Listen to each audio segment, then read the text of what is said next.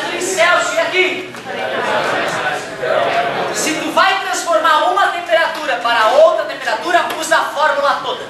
Se for variação de temperatura, regra de 3. Se for um probleminha de escalas, tu escreve uma equação com a informação do enunciado e a outra equação é essa aqui, ó. Isola numa. Isso, tipo assim, 5 vezes maior a temperatura em Fahrenheit. TF é 5DC, não é isso? E o terceiro tipo, ele fornece a relação entre duas escalas termométricas, ou através de escrita ou através de gráfico. Tu faz uma tabelinha, e depois de montar a tua tabelinha, beleza, escuta isso, que eu tenho joelho, pé, cabeça, pé. É assim que se acha. É bacana fazer isso de vez em quando, que tu vai mapeando na tua cabeça os tipos de problemas que podem aparecer relacionados a uma matéria. Depois de termometria, vimos isso do calor um pouquinho. Calor, energia térmica em movimento, do quente para o frio. Por condução, ocorre principalmente nos sólidos, e o calor é transmitido de átomo para átomo. Convecção, é calor transmitido apenas nos fluidos, gases e líquidos, e o calor é transmitido devido ao movimento de massa. E radiação, o calor é transmitido por ondas eletromagnéticas, o principal nome é o infravermelho. Na parte de fluxo de calor, só tem duas formuletas para a gente trabalhar. A definição de fluxo de calor, que é a quantidade de calor dividido pelo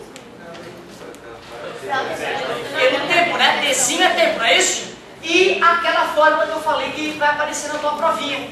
A de quê? Área, delta tesão.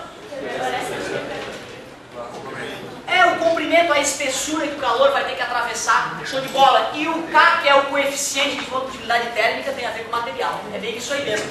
E aí na última aula, agora sim, calorimetria, nós começamos vendo que uma caloria é a energia necessária para pegar 1 grama de água e esquentar de 14,5 para 15,5. Mas essa preocupação só na faculdade, né? Aqui no ensino médio, 1 caloria é a energia para pegar 1 grama de água e variar 1 grau, não interessa da onde para onde, é isso aí. Primeiro conceito que apareceu na aula de calorimetria foi o conceito de...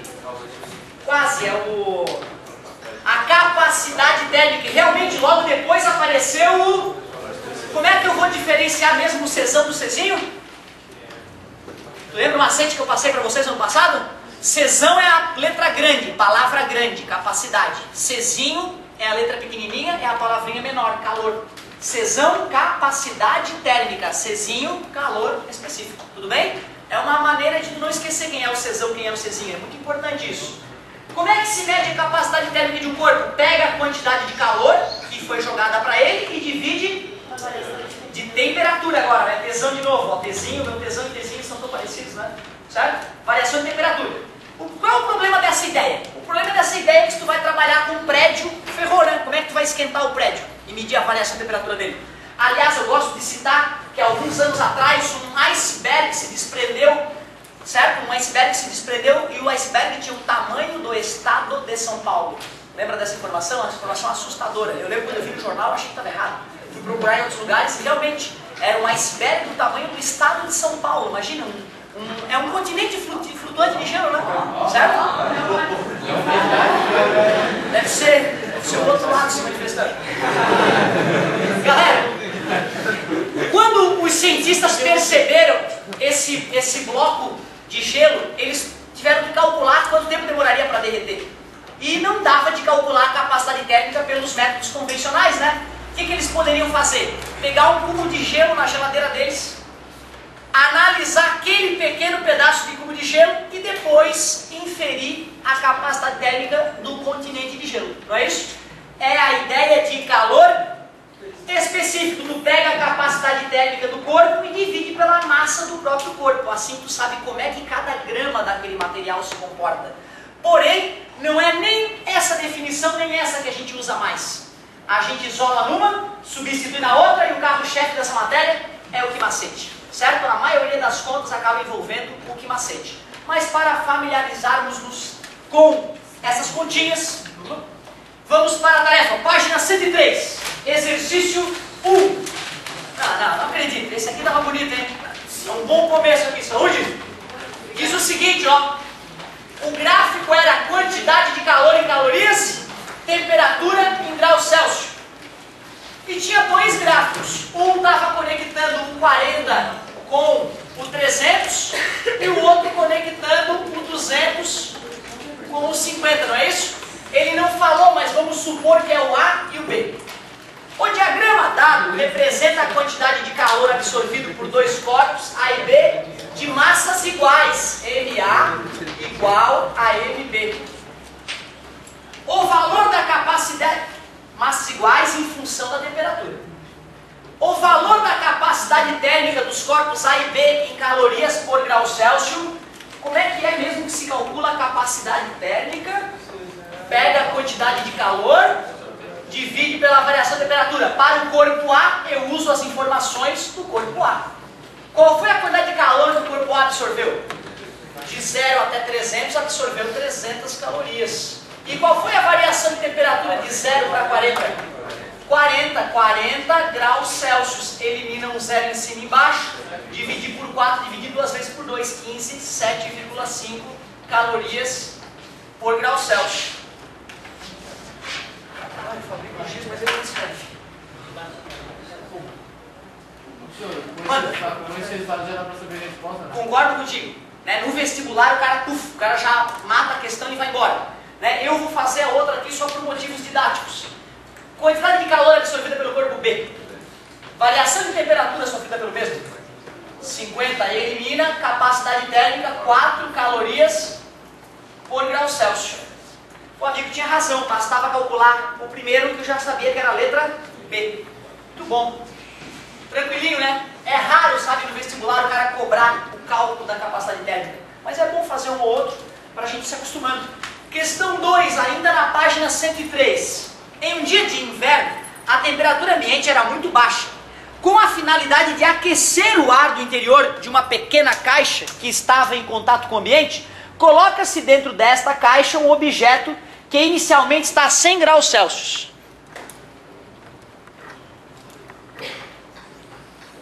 A tabela a seguir mostra 5 possibilidades para esse objeto. Pessoal, o que eu preciso de um objeto? Qual é a característica de um objeto desejada para que ele esquente mais o ambiente? Alta ou baixa capacidade térmica? O cara que tem alta capacidade térmica, ele é capaz de absorver bastante calor. E aí depois ele vai liberar esse calor no ambiente e esquentar o ambiente.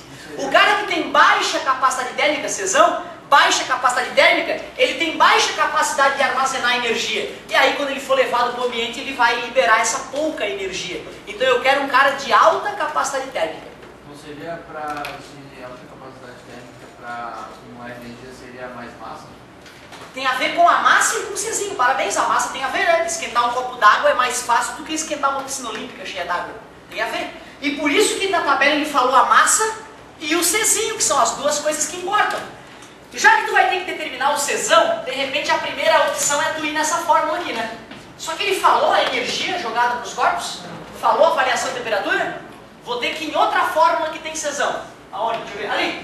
Czinho é igual a Czão sobre massa. Já que eu quero calcular o Czão, está dividindo, passa.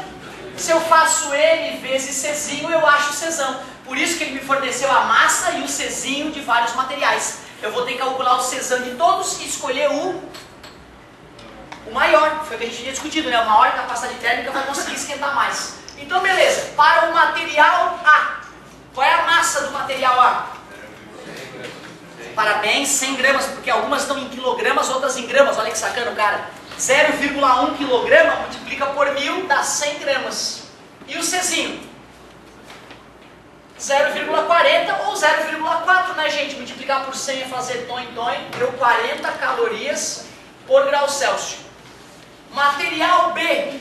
Material B, qual é a massa do material B? Muito obrigado. 0,6 quilogramas, que acaba ficando 600 gramas. Porque passar de quilograma para grama, só fazer vezes 1000. 1, 2, 3. E o Czinho? 0,15. Os dois zeros eliminam as casas após a vírgula. 6 vezes 15 é 60 mais 30, 90 calorias por grau Celsius. Material tipo C, 500 gramas. E o Czinho? 0,4 ou 0,40, dá no mesmo. 4 vezes 5, 20. 2 zeros do 500 e duas casas, aliás, uma casa após a vírgula do 0,4 calorias por grau Celsius. Ainda, corpo D. Como é que ficou para o corpo D? Massa do corpo D. 500, Czinho. 0,1. Czão igual a 50. Multiplicar por 0,1, mesmo que dividir por 10. Calorias por grau Celsius. E finalmente, material ou corpo E. Massa. 5 gramas. Czinho. 0,6. 6 vezes 5, 30. Com a vírgula 3 calorias por grau Celsius. Qual corpo vai poder carregar mais calor para o interior? O tipo C. Todos eles vão ser aquecidos a 100 graus, né, gente? Então, ó, esse aquecido a 100 graus, 100 vezes 40, ele poderia liberar 4.000 calorias, né? Esse poderia liberar 9.000 calorias. E esse poderia liberar 20.000 calorias aquecido a 100 graus, se ele fosse chegar até zero, né? Considerando que o ambiente estivesse a zero, certo? Mas, independentemente da variação de temperatura, que é igual para todos, o corpo C é o que carrega mais calor. Letra C, letra C. Beleza. Tranquilinho até agora. Vamos para a 3. A 3 deve ser melhor. A 3 deve ser mais bonitinho. A substituição dos materiais naturais pelos centros urbanos provoca mudanças nas características da atmosfera local. Por isso, podemos observar o aumento de temperatura nos grandes centros. Fenômeno chamado de ilha de calor. Uma das causas responsáveis pelas ilhas de calor está nas propriedades térmicas dos materiais urbanos. O calor é rapidamente absorvido durante o dia, mas facilmente liberado durante a noite, gerando uma grande amplitude térmica. Coisas conhecidas aí da gente. E aí vale lembrar, né? Quem é na natureza que varia mais temperatura? Uma ilha ou um deserto? Um deserto que é feito de areia, silício, baixo, Czinho, esquenta fácil e esfria fácil. Uma ilha está cercada de água. A água tem alto Czinho, mesmo sendo é um Czinho alto, por incrível que pareça, certo? E é por isso que uma ilha, então, demora mais a esquentar e demora mais a esfriar, certo? Beleza. Considerando o texto sobre ilha de calor, é correto afirmar que as substâncias constituintes dos materiais urbanos. Letra B. Tem em sua maioria calores específicos de altos valores. E aí, a letra B está certa? Não, né? Tem em sua maioria calores específicos de altos valores. O Czinho da água não é alto? É, né? Por isso que a água demora a esquentar e demora a esfriar, que é o contrário do que foi falado, né? Então, não faz sentido. Letra C. São todos excelentes isolantes térmicos. Será que tudo que se faz na cidade é isolante térmico? Se fosse isolante térmico, demoraria a esquentar, né? Concorda comigo? Um material isolante térmico não deixa a radiação ser absorvida. Ele falou que era rapidamente absorvida. Não é isso? Então, e não são isolantes térmicos. Outras, se fosse isolante térmico, depois que esquentou, demoraria um monte para esfriar. Ser isolante, né? E ele falou que esquenta rápido e esfria rápido. Nada a ver. Letra D. Sacana esse sujeito. São todos péssimos isolantes térmicos. Pela maneira como nós, seres humanos, somos constituídos, né? O contrário do sim ou não, o contrário do errado é o verdadeiro, não é isso? Certo? O cara que olha a letra D, se ele considerou errada a letra C, ele fica com vontade de dizer que é verdade a letra D. São todos péssimos isolantes térmicos. Mas não é isso, não é o fato de ser isolante ou não que faz o cara esquentar rápido ou esfriar rápido apenas, né? Então não dá para dizer que todo o material que tu usa na cidade é um péssimo isolante térmico, né? Também não dá para dizer. Então, apesar, né, de ser contrária ao item C, também não pode ser considerada a resposta para a questão. Item E. São todos excelentes condutores elétricos? Hã? Elétrico? Não tem nada a ver com eletricidade pela madrugada. Por isso que eu não comecei pela A, né? Porque a A, evidentemente, era verdadeira, ia ficar sem graça, certo? Letra A. Tem em sua maioria calores específicos de baixos valores, que nem o deserto, que é só areia, beleza? Aliás, concreto, grande parte do concreto é areia, né? Certo? Vai uma porrada de areia para tu fazer a coisa. Asfalto também. Então, na verdade, detalhe, o asfalto, além de esquentar rápido, ele é negro, né? Certo? Absorve mais a radiação. Então, nem esfria tão rápido assim. Dá umas 7 horas da noite, vai na rua, bota a mão no asfalto para tu ver se não vai estar morno ainda. Certo? Então não dá para dizer que são ótimos isolantes ou ótimo condutor de calor. A explicação tem a ver com o Czinho, com calor específico dos materiais. Certo? Legal, uma questão bacana. E eu acho que ela ficou bacana por causa do item C e D. É isso que deixou ela bacana. Quando eu olhei ela, não dava nada para ela. Depois que eu vi o item C e D, eu vi, caramba, muita gente que não assinalou um, assinalou o outro, achando que a resposta estaria ali, né? Perigosa essa aí. Questão 4, vamos que vamos no embalo. Questão 4 dizia... Quando dois corpos de massas iguais, porém de substâncias diferentes, recebem a mesma quantidade de calor, podemos afirmar que... Bom, a gente já está raciocinando nisso há algum tempo. A gente já viu que cara que tem baixo Czinho esquenta fácil. E cara que tem alto Czinho esquenta mais devagar. Isso seria o suficiente para responder. Só que eu acho que fica difícil raciocinar na fala do amigo ali, ó. Sofre maior variação de temperatura aquele que tem menor calor específico. Baixo Czinho esquenta fácil, não é isso? Então daria para assinalar. Só que o melhor é tu fazer análise matemática. Que macete? Quem é que eu quero analisar aí? Quem que ele pediu para eu analisar?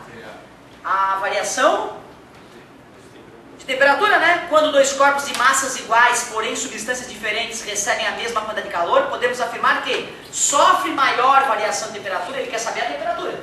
Vou pegar o M e o C que estão multiplicando, vai passar dividindo. Vê se concordas com essa equação aqui. Tranquilo? Do que... Manda. Esse alto e baixo Czinho, tudo com a tabela que a gente tem uma noção, ou sempre nos exercícios vai ter que comparar uma coisa com a outra? Aí é que tá. Quando ele vai falar de diferentes materiais, ele bota uma tabela, certo? Mas quando ele vai falar, vai raciocinar sem te exigir qual tipo de material, né? Aí tu vai ter que ter alguma noção. A noção que o aluno precisa ter para ir para o vestibular é, por exemplo, que a água que tem o Czinho de quanto mesmo? 1 caloria por grau Celsius é um alto Czinho. Isso é importante ter noção. E se apresentam um material com 0,2 de Czinho, tu sabe que é bem mais baixo, 5 vezes mais baixo que o da água.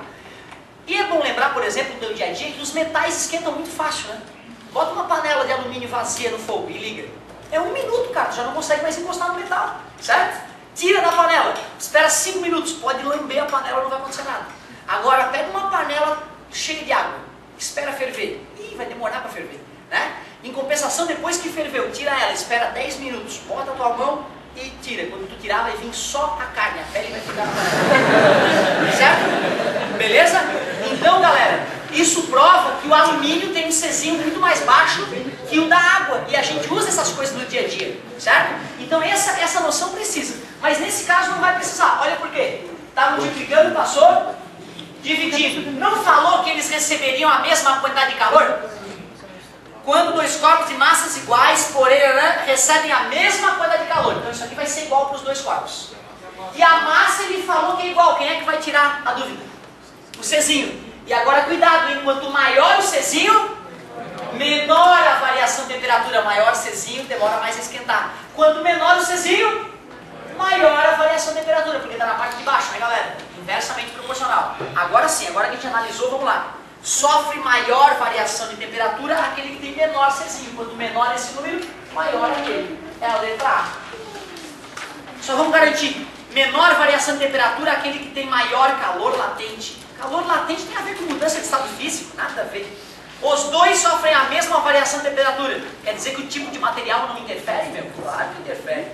Sofre maior variação de temperatura aquele cuja capacidade térmica é maior. Não analisamos a capacidade térmica. Se eu quisesse analisar a capacidade térmica, eu teria que usar essa fórmula aqui, ó. Está dividindo, passa, multiplicando, está multiplicando, passa.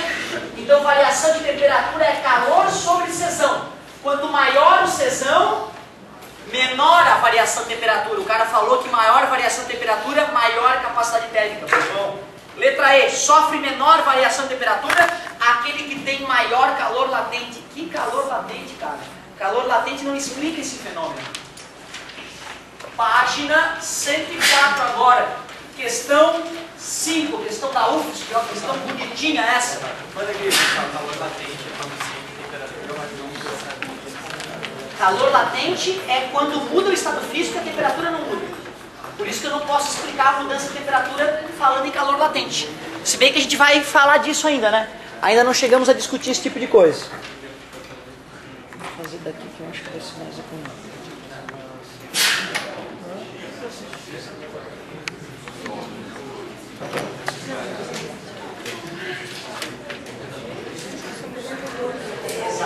Aí, galera, ó. Questão bonita essa da UFSC. Vê se não é uma bíblia ali, ó. Meu Deus. Tem que ler tudo isso. Não.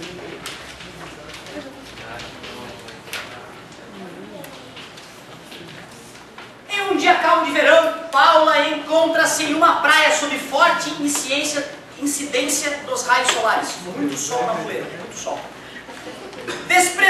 Lembrando-se de que o calor específico da água é bem maior que o da terra, ela observou atentamente alguns fenômenos, buscando relacioná-los com as explicações e comentários apresentados pelo professor de física para os mesmos. Na praia, sol na muleira, começa a delirar e começa a pensar na física.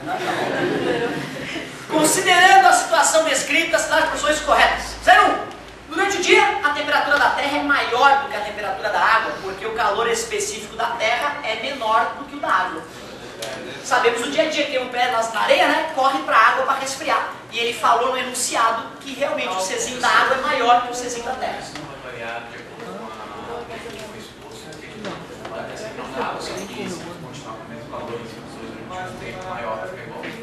É verdade, mas como o dia, a incidência dos raios solares, né, tem, sei lá, algumas horas de duração, 10 horas, né, então ao longo desse dia, a temperatura da areia acaba sempre ficando maior que a da água.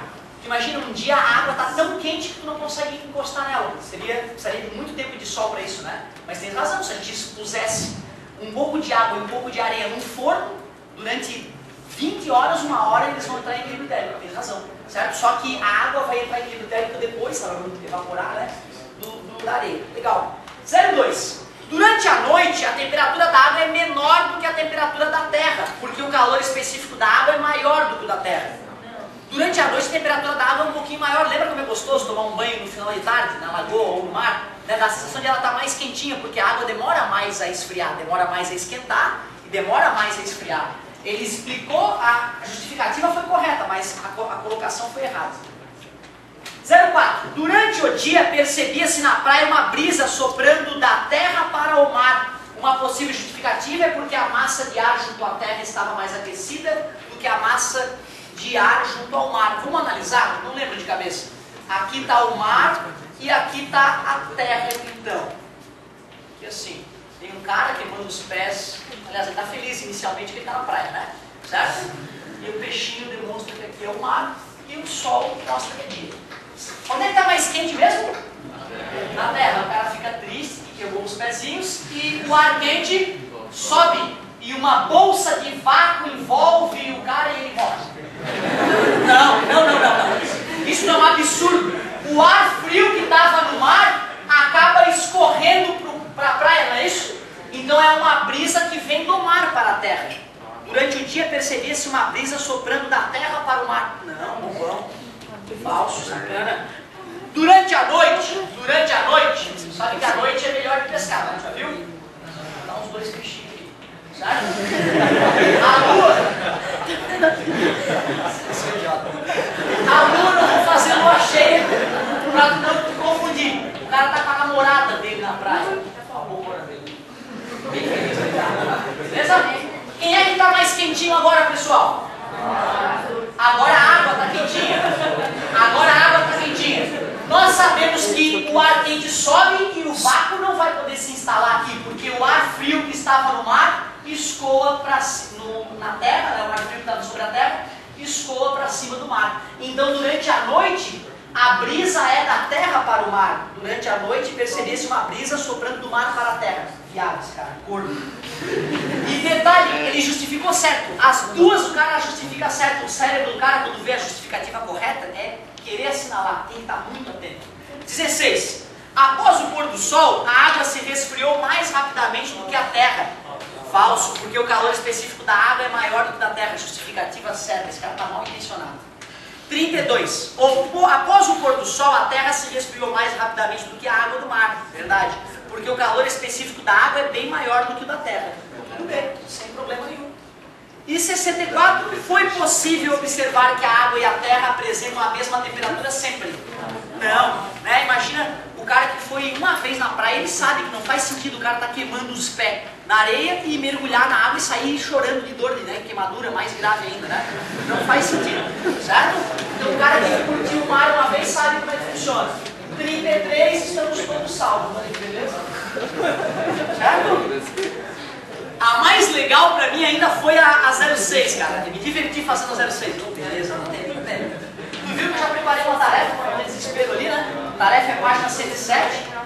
Olha que questão bacana essa aqui, amigo. Essa questão ensina bastante a tu ter cuidado em interpretar o que tu lê nas revistas mágicas aí sobre, né, dietas.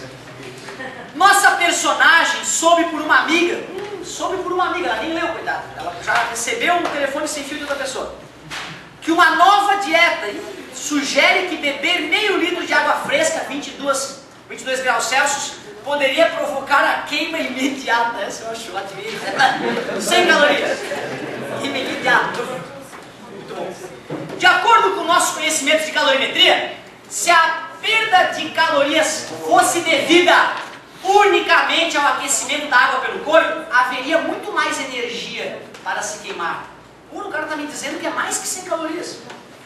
Levando-se em conta que a água que tomamos após o equilíbrio térmico com o nosso corpo atinge a temperatura de 37 graus, o cara está com febre, professor? Não, é que a superfície da pele é 36, 36,5, mas o interior do corpo, né, é mais, 37, tranquilo. Se beber meio litro d'água após a queima imediata das 100 calorias, né, desapareceu 100 calorias, ainda deveria ocorrer a queima adicional em calorias de...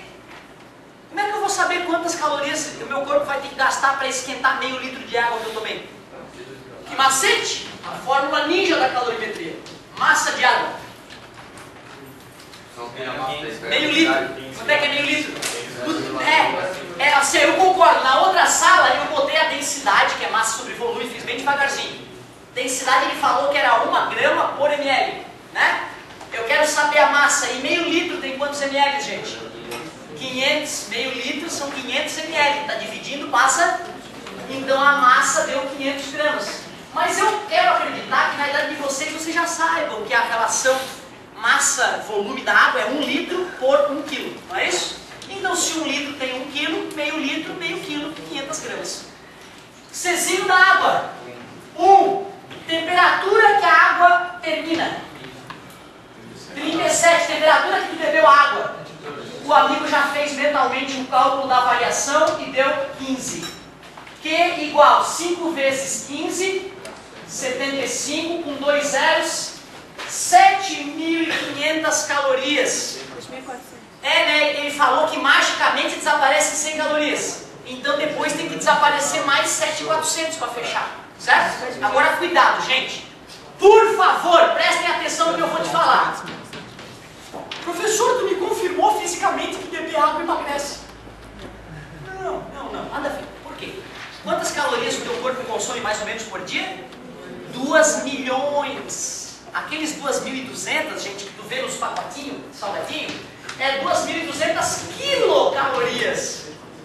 Tá entendendo? Então, tu por dia, meu querido, come 2 milhões de calorias. Quando tu come um bombom, tu não come 100 caloriazinhas, tu come 100.000 calorias. É 100 quilocalorias um bombom.